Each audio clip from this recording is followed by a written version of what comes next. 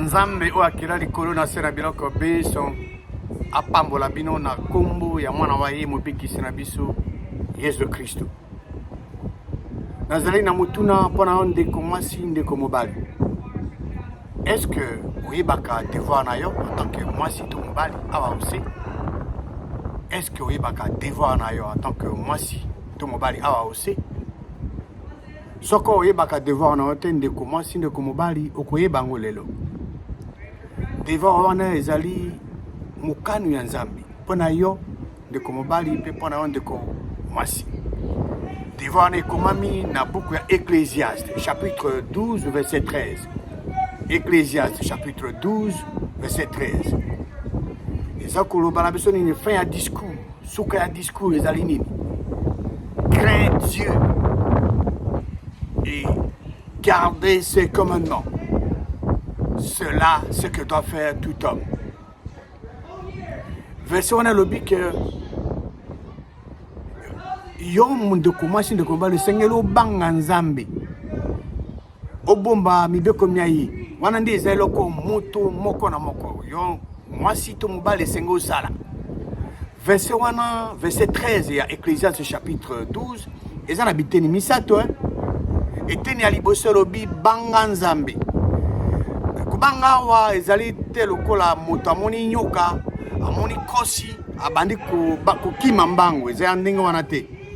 Kubanga wa ezali koloba ete o yonde ko yo mwasi ndeko mobali o revere to okumisa Nzambe o tosaye o respecte Nzambe pe olinga Nzambe wana nde eteni ya liboso. Donc craindre Dieu veut dire révérer Dieu, respecter Dieu, aimer Dieu.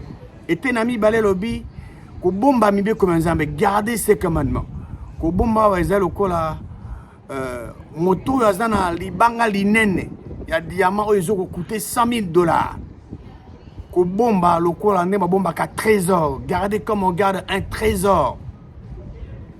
Alors oko banga Nzambe, oko respecter Nzambe, oko linga Nzambe pe oko bomba mibeko miaye lokola babomba ka trésor.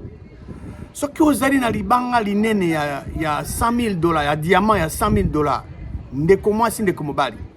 Est-ce que okamata libanga lina oyo eza na talo munene okotika ngo likola mesa na salon to na sala manger po kamati nzela okie po kana kolia libanda te okosala ndenge wana te pona nini?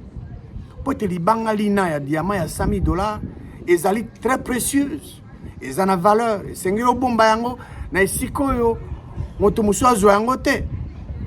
Alors mais liloba ya Nzambe eleki libanga lina ya diamant et partie à misato lobi cela ce que doit faire tout homme ou toute femme.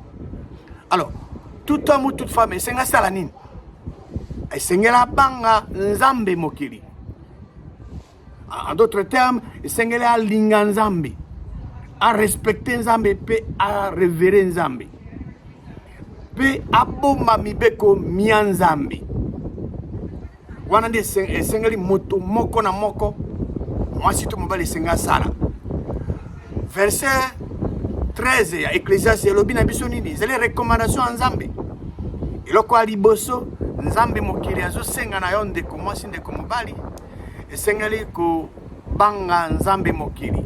Ko banga Nzambe mokili ngoloba ko respecter ye, ko révérer ye pe ko linga ye. Et tena bibale elobi ko bomba mibe comme garder les commandements de Dieu comme on garde un trésor. Ko bomba mibe comme lokola ndenge babombaka libanga ya talo te loko ya valeur. Cela ce que doit faire tout homme. Yango de sengeli moto moko na moko yonde ko mwasi yonde ko mobali osala. Devoir na ndeko mwasi ndeko mobali awa osezali nini? Yango to utiko kumona oyebi yango lelo. Devoir na kubanda lelo oyebi ezali ko banga Nzambe ko bomba mibeko miaye lokola na babomba ka trésor. Yango nde sengeli moto moko na moko yonde ko mwasi ndeko mobali esengeli osala. Nzambe oyo akela likolo na se na biloko biso apambola bino banso na kombo ya mwana wa ye mobikisi na biso Yesu Kristo.